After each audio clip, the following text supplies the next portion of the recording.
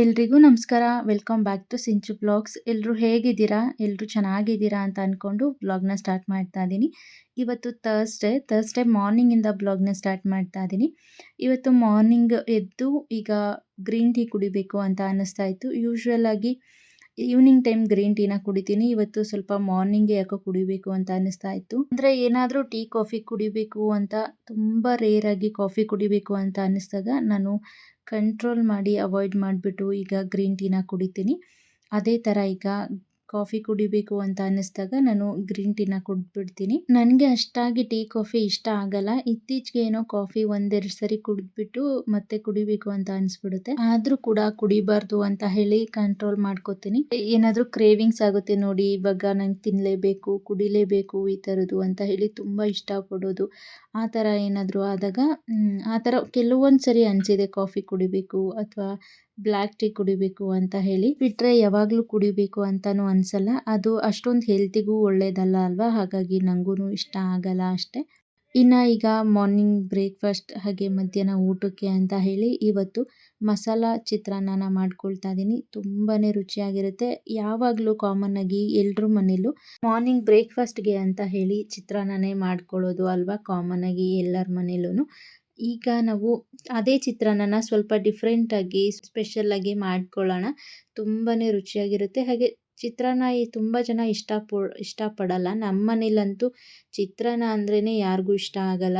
ಇನ್ನು ನನ್ನ ಹಸ್ಬೆಂಡ್ಗಂತೂ ಚಿತ್ರಾನ್ನ ಅಂದರೆ ಮೊದಲೇ ಬೇಡ ಅಂದ್ಬಿಡ್ತಾರೆ. ಈಗ ಹೇಗೆ ಮಾಡೋದು ಅಂತ ನೋಡೋಣ. ಒಂದು ಮಿಕ್ಸಿ ಜಾರಿಗೆ 1 ಗಡ್ಡೆ ಬೆಳ್ಳುಳ್ಳಿನ ಸುಲಿದು ಹಾಕ್ಕೊಂಡು, ಒಂದು 4 ಹಸಿರು ಮೆಣಸಿನ್ಕಾಯಿ ಹಾಗೆ ಸ್ವಲ್ಪ ಕೊತ್ತಂಬರಿ ಸೊಪ್ಪನ್ನು ಸೇರಿಸ್ಕೊಂಡು, ಸ್ವಲ್ಪ ಪುದೀನ ಸೊಪ್ಪನ್ನು ಸೇರಿಸ್ಕೊಳ್ತಾ ಇದ್ದೀನಿ. ಹಾಗೆ ಒಂದು ಅರ್ಧ ಬೌಲ್ ಆಗುವಷ್ಟು ಕೊಬ್ಬರಿನ ಸಣ್ಣಗೆ ಕಟ್ ಮಾಡಿ ಸೇರಿಸ್ಕೊಂಡು, ಇದಕ್ಕೆ ಸ್ವಲ್ಪ ನೀರನ್ನು ಸೇರಿಸಿದ್ದೀನಿ. ನೀರನ್ನು ಸೇರಿಸಿ ಇದನ್ನು ರುಬ್ಕೊಳ್ತಾ ಇದ್ದೀನಿ. ಇದಕ್ಕೆ ಜೀರಿಗೆ ಹಾಕಬೇಕಾಗಿತ್ತು, ಮರ್ತಿದ್ದೆ. ಹಾಗಾಗಿ ಅರ್ಧ ರುಬ್ಕೊಳ್ಳುವಾಗ ನೆನಪಾಯಿತು ಅಂತ ಓಪನ್ ಮಾಡಿ ಒಂದು ಅರ್ಧ ಟೇಬಲ್ ಸ್ಪೂನ್ ಜೀರಿಗೆನ ಹಾಕಿದ್ದೀನಿ. ಹಾಕಿ ಮತ್ತು ರುಬ್ಕೊಂಡಿದ್ದೀನಿ. ನೀವು ನೋಡ್ತಾ ಇರ್ಬೋದು. ಇದನ್ನು ತೀರಾ ನುಣ್ಣಕ್ಕೆ ರುಬ್ಕೊಳ್ಬಾರ್ದು, ತರಿಯಾಗಿ ರುಬ್ಕೊಳ್ಬೇಕು. ಕೆಲವರು ಇದಕ್ಕೆ ನೀರನ್ನು ಸೇರಿಸದೆ ಹಾಗೆ ರುಬ್ಕೊಳ್ತಾರೆ. ಇನ್ನು ರುಬ್ಕೊಂಡು ಈಗ ಸ್ಟವ್ ಮೇಲೆ ಒಂದು ಪ್ಯಾನ್ ಇಟ್ಟು ಇದಕ್ಕೆ ಎಣ್ಣೆ ಹಾಗೆ ಸಾಸಿವೆ ಜೀರಿಗೆನ ಹಾಕ್ಕೊಂಡಿದ್ದೀನಿ.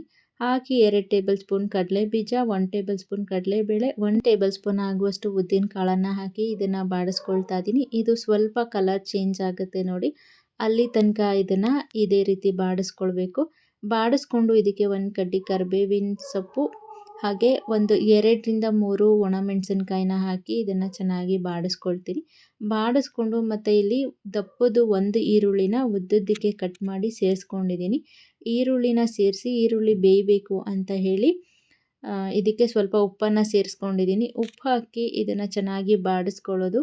ಈರುಳ್ಳಿ ಪೂರ್ತಿ ಸಾಫ್ಟಾಗಿ ಆಗಬೇಕು. ಪೂರ್ತಿ ಸಾಫ್ಟಾಗಿ ಆಗಿ ಕಲರೆಲ್ಲ ಚೇಂಜ್ ಆಗಿರುತ್ತೆ ನೋಡಿ, ಅಲ್ಲಿ ತನಕ ಕುಕ್ ಮಾಡ್ಕೊಳ್ಬೇಕು. ಅದನ್ನು ಲೋ ಫ್ಲೇಮಲ್ಲಿಟ್ಟು ಇದು ಕುಕ್ ಆಗಲಿ ಅಂತ ಹೇಳಿ ಒಂದು ಲಿಡ್ನ ಕ್ಲೋಸ್ ಮಾಡಿ ಇಟ್ಟಿದ್ದೀನಿ. ಅಷ್ಟರಲ್ಲಿ ನಾನಿಲ್ಲಿ ಅನ್ನ ಮಾಡಿಟ್ಕೊಂಡಿದ್ದೆ ಮೊದಲೇ, ಅದನ್ನು ಮಿಕ್ಸ್ ಮಾಡ್ಕೊಳ್ತಾ ಇದ್ದೀನಿ. ಅದನ್ನು ಪೂರ್ತಿ ಮಿಕ್ಸ್ ಮಾಡಿಕೊಂಡು ಕುಕ್ಕರಲ್ಲಿ ಮಾಡ್ಕೊಂಡಿರೋದ್ರಿಂದ ಇದನ್ನು ಮಿಕ್ಸ್ ಮಾಡಿಕೊಂಡು ಇದನ್ನು ತಣ್ಣಗಾಗೋಕ್ಕೆ ಬಿಡಬೇಕು. ಅಂದರೆ ಬಿಸಿ ಇದೆ ಅಲ್ವಾ, ಅದು ಆರಬೇಕು. ಅದು ಆರಿದ್ರೆ ಈ ರೀತಿ ಮಿಕ್ಸ್ ಮಾಡ್ಕೊಂಡಿರೋದು ಉದುರಾಗಿ ಆಗಿರುತ್ತೆ. ಇನ್ನು ಈಗ ಈರುಳ್ಳಿ ಇದೆಲ್ಲ ಇಟ್ಟಿದ್ದೆ ಅಲ್ವಾ, ಕುಕ್ ಆಗಿದೆ. ಇದನ್ನು ಕೂಡ ಒಂದ್ಸರಿ ಚೆನ್ನಾಗಿ ಬಾಡಿಸ್ಕೊಂಡು ಈಗ ಇದಕ್ಕೆ ನಾವು ಆಗಲೇ ರುಬ್ಬಿಟ್ಕೊಂಡಿದ್ವಿ ನೋಡಿ ಮಸಾಲೆ, ಆ ಮಸಾಲೆನ ಆ್ಯಡ್ ಮಾಡ್ಕೊಳ್ತಾ ಇದ್ದೀನಿ. ಈ ಮಸಾಲೆನ ಆ್ಯಡ್ ಮಾಡಿಕೊಂಡು ಇದಕ್ಕೆ ಒಂದು ಅರ್ಧ ಟೇಬಲ್ ಸ್ಪೂನ್ ಆಗುವಷ್ಟು ಅರಿಶಿನ ಆ್ಯಡ್ ಮಾಡ್ಕೊಂಡಿದ್ದೀನಿ. ಉಪ್ಪನ್ನು ನಾನು ಆಗಲೇ ಈರುಳ್ಳಿ ಬೇಯಿಸ್ಕೊಳ್ಳುವಾಗ ಹಾಕಿದ್ದೆ, ಹಾಗೆ ಅನ್ನಕ್ಕೂ ಉಪ್ಪು ಹಾಕಿದ್ದೀನಿ. ಹಾಗಾಗಿ ಉಪ್ಪನ್ನು ಸೇರಿಸ್ಕೊಳ್ತಾ ಇಲ್ಲ. ಇನ್ನು ಈ ಹಾಕಿರೋ ಮಸಾಲೆನ ಎಲ್ಲ ಹಾಕಿ ಚೆನ್ನಾಗಿ ಮಿಕ್ಸ್ ಮಾಡಿಕೊಂಡು ನಂತರ ಮಾಡಿಟ್ಕೊಂಡಿದ್ದಂಥ ಅನ್ನ ಹಾಕಿ, ಅನ್ನದ ಮೇಲೆ ಈಗ ಕೊತ್ತಂಬರಿ ಸೊಪ್ಪನ್ನು ಸೇರಿಸ್ಕೊಂಡಿದ್ದೀನಿ. ಕಟ್ ಮಾಡಿದ್ದಂಥ ಕೊತ್ತಂಬರಿ ಸೊಪ್ಪನ್ನು ಸೇರಿಸ್ಕೊಂಡು ಈಗ ಈ ಅನ್ನ ಮಸಾಲೆ ಎಲ್ಲ ಪೂರ್ತಿ ಚೆನ್ನಾಗಿ ಹೊಂದ್ಕೊಳ್ಳೋ ರೀತಿ ಚೆನ್ನಾಗಿ ಮಿಕ್ಸ್ ಮಾಡ್ಕೊಳ್ಬೇಕು. ಗ್ಯಾಸ್ನ ಲೋ ಫ್ಲೇಮಲ್ಲೇ ಇಟ್ಕೊಂಡು ಇದನ್ನು ಚೆನ್ನಾಗಿ ಮಿಕ್ಸ್ ಮಾಡ್ಕೊಳ್ಬೇಕು. ಈಗ ಮಿಕ್ಸ್ ಮಾಡ್ಕೊಂಡಿದ್ದಾಗಿದೆ, ನೀವು ನೋಡ್ತಾ ಇರ್ಬೋದು. ಎಷ್ಟು ಸಖತ್ತಾಗಿ ಕಾಣಿಸ್ತಾ ಇದೆ, ಅಷ್ಟೇ ಸಖತ್ತಾಗಿ ಇರುತ್ತೆ. ಟೇಸ್ಟ್ ಕೂಡ ತುಂಬಾ ಚೆನ್ನಾಗಿ ಬಂದಿತ್ತು. ಇದನ್ನು ನೀವು ಕೂಡ ಟ್ರೈ ಮಾಡಿ, ಆಗ ನಿಮಗೆ ಗೊತ್ತಾಗುತ್ತೆ ಹೇಗಿತ್ತು ಅಂತ ಹೇಳಿ. ಖಂಡಿತ ನಿಮಗೆ ಈ ರೆಸಿಪಿ ಇಷ್ಟ ಆಗಿದೆ ಅಂತ ಅಂದ್ಕೊಳ್ತೀನಿ. ಇಷ್ಟ ಆಗಿದ್ರೆ ಪ್ಲೀಸ್ ಒಂದು ಲೈಕ್ ಮಾಡಿ.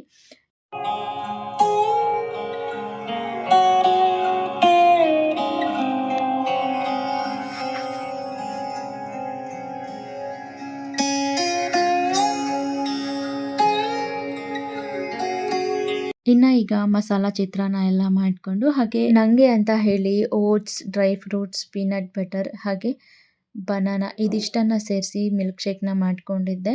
ಇನ್ನು ಈ ಮಿಲ್ಕ್ ಶೇಕ್ ಕೂಡ ಕುಡಿದು ಇನ್ನು ಈಗ ನಾಳೆ ಫ್ರೈಡೇ ಆಗಿರೋದ್ರಿಂದ ಇವತ್ತು ಸ್ವಲ್ಪ ದೇವ್ರ ಮನೆ ಎಲ್ಲ ಕ್ಲೀನ್ ಮಾಡಿಕೊಂಡು ಹಾಗೆ ದೇವ್ರ ಸಾಮಾನೆಲ್ಲ ನೀಟಾಗಿ ವಾಶ್ ಮಾಡ್ಕೊಳ್ಳೋಣ ಅಂತ ಹೇಳಿ ಮಾಡ್ಕೊಳ್ತಾ ಇದ್ದೀನಿ. ಆಲ್ಮೋಸ್ಟ್ 2-3 ವೀಕ್ಸ್ ಆಗೋಗಿತ್ತು ದೇವ್ರ ಮನೆ ಎಲ್ಲ ಕ್ಲೀನ್ ಮಾಡಿಕೊಂಡು ದೇವ್ರ ಸಾಮಾನೆಲ್ಲ ವಾಶ್ ಮಾಡಿ. ಕೆಲವರು ದೇವ್ರ ಸಾಮಾನು ಇದೆಲ್ಲಾನು ವೀಕ್ಲಿ ಒನ್ಸ್ ಅಥವಾ 2 ವೀಕ್ಲಿ ಒನ್ಸ್ ಈ ಥರ ಎಲ್ಲ ವಾಶ್ ಮಾಡ್ಕೊಳ್ತಾ ಇರ್ತಾರೆ. ಬಟ್ ಆ ರೀತಿ ಮಾಡಬಾರ್ದು ಅಂತ ನಮ್ಮ ಮನೇಲಿ ಹೇಳ್ಕೊಟ್ಟಿದ್ದಾರೆ. ಹಾಗಾಗಿ ನಾನು ಯಾವಾಗಲೂ ವಾಶ್ ಮಾಡಲ್ಲ, ಬಟ್ ದೇವ್ರ ಮನೇನ ಕ್ಲೀನ್ ಮಾಡ್ಕೊಳ್ತೀನಿ. ಇನ್ನು ಈಗ ನನ್ನ ಹಸ್ಬೆಂಡ್ ಕೂಡ ಬಂದರು. ಅವ್ರು ಸ್ವಲ್ಪ ತರಕಾರಿಗಳನ್ನೆಲ್ಲ ತರಕ್ಕೆ ಹೇಳಿದ್ದೆ, ಅದನ್ನೆಲ್ಲ ತಂದಿದ್ರು. ಅವರು ಬ್ಯಾಗ್ ಏನೂ ತಗೊಂಡು ಹೋಗಿರಲಿಲ್ಲ. ಇನ್ನು ಕೆಳಗಡೆಯಿಂದನೂ ಅಷ್ಟು ಎಲ್ಲ ಕವರ್ಗಳು ಇಟ್ಕೊಂಡು ಬರೋದು ಕಷ್ಟ ಅಂತ ಹೇಳಿ ಈ ರೀತಿ ಬೇಷನ್ ಒಂದು ದೊಡ್ಡದು ತೊಗೊಂಡು ಬರೋಕ್ಕೆ ಹೇಳಿದರು. ತೊಗೊಂಡು ಕೆಳಗಡೆ ಹೋಗಿದ್ದೆ. ಹಾಗಾಗಿ ಆ ಬೇಷನ್ಗೆಲ್ಲ ತರಕಾರಿನೆಲ್ಲ ತುಂಬಿಸ್ಕೊಂಡು ಎತ್ಕೊಂಡು ಬಂದಿದ್ದಾಯಿತು ಮೇಲೆಗಡೆ. ಇನ್ನು ದೇವ್ರ ಮನೆ ಎಲ್ಲನೂ ಕ್ಲೀನ್ ಮಾಡಿಕೊಂಡು ಈಗ ದೇವ್ರ ಸಾಮಾನು ಕೂಡ ವಾಶ್ ಮಾಡೋಣ ಅಂತ ಹೇಳಿ ಹಾಗೆ ಈ ದೇವರು ಇದೆಲ್ಲ ಇರುತ್ತೆ ನೋಡಿ, ಇದನ್ನೆಲ್ಲ ವಾಶ್ ಮಾಡ್ಕೊಳ್ಳೋಣ ಅಂತ ಹೇಳಿ ಮಾಡ್ಕೊಳ್ತಾ ಇದ್ದೀನಿ. ಈ ದೇವ್ರ ಐಡಲ್ಸ್ಗಳನ್ನ ಇದನ್ನ ವಾಶ್ ಮಾಡ್ಕೊಳ್ಳೋದಕ್ಕೆ ಅಂತ ಹೇಳಿ ಅದಕ್ಕಂತಾನೆ ಒಂದು ಹೊಸ ಬ್ರಷ್ನ ತೆಗೆದಿಟ್ಕೊಂಡ್ಬಿಟ್ಟಿರ್ತೀನಿ. ಅದನ್ನು ಬ್ರಷಿಂದ ಉಜ್ಜೋದ್ರಿಂದ ನೀಟಾಗಿ ಈ ಸಣ್ಣ ಸಣ್ಣ ಗ್ಯಾಪ್ ಎಲ್ಲ ಇರುತ್ತೆ ನೋಡಿ, ಅದನ್ನೆಲ್ಲ ನೀಟಾಗಿ ವಾಶ್ ಮಾಡ್ಕೊಳ್ಬೋದು. ಇಲ್ಲಾಂದರೆ ಬರೀ ಕೈಯಿಂದ ಉಜ್ತೀವಿ ಅಂತ ಹೇಳಿದ್ರೆ ಅದು ನೀಟಾಗಿ ಹೋಗಲ್ಲ, ತುಂಬ ಸಣ್ಣ ಸಣ್ಣದಿರುತ್ತೆ ಅಲ್ವಾ. ಹಾಗಾಗಿ ಈಗ ನೀವು ನೋಡ್ತಾ ಇರ್ಬೋದು ಡಿಫ್ರೆನ್ಸು, ನೀವೇ ನೋಡಿ ಎಷ್ಟು ಚೆನ್ನಾಗಿ ವಾಶ್ ಆಗಿದೆ ಅಂತ.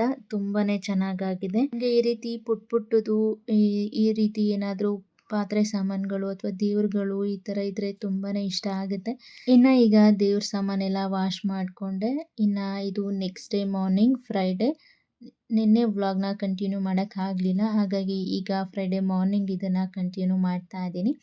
ಇನ್ನು ಈಗ ಮಾರ್ನಿಂಗ್ ಎದ್ದು ಫ್ರೆಶ್ ಅಪ್ ಆಗಿ ಈಗ ಪೂಜೆ ಮಾಡ್ಕೊಳ್ಳೋಕ್ಕೆ ಅಂತ ಹೇಳಿ ಎಲ್ಲ ನಿನ್ನೆನೇ ದೇವ್ರ ಸಾಮಾನೆಲ್ಲ ತೊಳೆದಿಟ್ಕೊಂಡಿದ್ದು, ಹಾಗೆ ದೇವ್ರ ಮನೆ ಎಲ್ಲ ಕ್ಲೀನ್ ಮಾಡಿ ಇಟ್ಕೊಂಡಿದ್ದೆ ಅಲ್ವಾ. ಹಾಗಾಗಿ ಇವತ್ತು ಏನೂ ಕೆಲಸ ಇರಲಿಲ್ಲ, ಬರೀ ದೇವ್ರ ಫೋಟೋಗಳನ್ನು ಒರೆಸ್ಕೊಂಡು ಮನೆ ಒರೆಸ್ಕೊಂಡು ಈಗ ಫ್ರೆಶ್ ಅಪ್ ಆಗಿ ಪೂಜೆ ಕೂಡ ಮಾಡ್ಕೊಳ್ತಾ ಇದ್ದೀನಿ.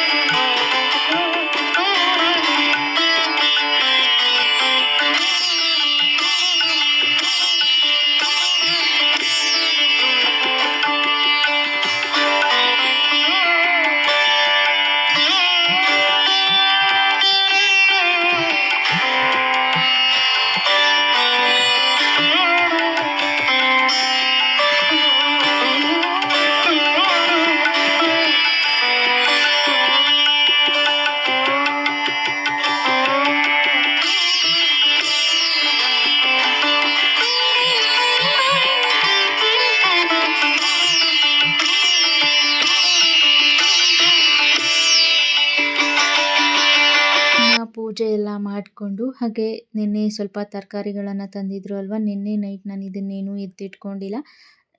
ಹಾಗೆ ಎತ್ತಿಟ್ಕೊಳ್ಳೋದು ಅಷ್ಟೊಂದು ಇಷ್ಟ ಆಗಲ್ಲ, ಯಾಕೋ ಮನ್ಸಿಗೆ ಸಮಾಧಾನನೇ ಅಂತ ಅನ್ಸಲ್ಲ. ನೀಟಾಗಿ ವಾಶ್ ಮಾಡಿಕೊಂಡು ಅದನ್ನು ಒಂದು ಬಟ್ಟೆಯಲ್ಲಿ ಒರೆಸ್ಕೊಂಡು ಆಮೇಲೆ ಎತ್ತಿಟ್ಕೊಂಡು ಅಭ್ಯಾಸ. ಹಾಗಾಗಿ ಅದನ್ನು ಹಾಗೆ ತಂದ ತಕ್ಷಣ ಡೈರೆಕ್ಟಾಗಿ ಎತ್ತಿ ಸ್ಟೋರ್ ಮಾಡ್ಕೊಳ್ಳೋದು ಇಷ್ಟನೇ ಆಗಲ್ಲ, ಏನೋ ಸಮಾಧಾನ ಅಂತಲೇ ಅನಿಸಲ್ಲ. ಈ ರೀತಿ ಎಲ್ಲನೂ ತಂದ ತಕ್ಷಣ ಒಂದ್ಸರಿ ನೀಟಾಗಿ ನೀರಲ್ಲಿ ಹಾಕಿ ವಾಶ್ ಮಾಡಿಕೊಂಡು ಆಮೇಲೆ ಇದನ್ನು ಒಂದು ಬಟ್ಟೆಯಿಂದ ಒರೆಸಿ ಆಮೇಲೆ ಇದನ್ನು ಸ್ಟೋರ್ ಮಾಡಿಕೊಂಡ್ರೆ ಅವಾಗೇನೋ ಒಂಥರ ಸಮಾಧಾನ ಅನಿಸುತ್ತೆ, ಎಲ್ಲ ನೀಟಾಗಿದೆ, ಕ್ಲೀನಾಗಿದೆ, ವಾಶ್ ಮಾಡ್ಕೊಂಡಿದ್ದೀನಿ ಅಂತ ಹೇಳಿ.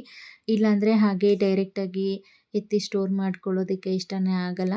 ಅದೇನು ಎಷ್ಟೇ ಲೇಟ್ ಆದರೂ ಪರವಾಗಿಲ್ಲ ಮಾಡ್ಕೊಳ್ಳೋಣ ಅಂತ ಹೇಳಿ ಮಾಡ್ಕೊಂಡು ಬಿಡ್ತೀನಿ. ಯಾವುದೇ ಕಾರಣಕ್ಕೂ ಹಾಗೆ ಡೈರೆಕ್ಟಾಗಿ ಯೂಸ್ ಮಾಡೋದೇ ಇಲ್ಲ. ತಂದಿರುವಂಥ ಎಲ್ಲ ತರಕಾರಿಗಳನ್ನು ಈ ರೀತಿ ಒಂದು ದೊಡ್ಡ ವಾಶ್ ಬೇಷನ್ಗೆ ಹಾಕ್ಕೊಂಡು ಬಿಡ್ತೀನಿ.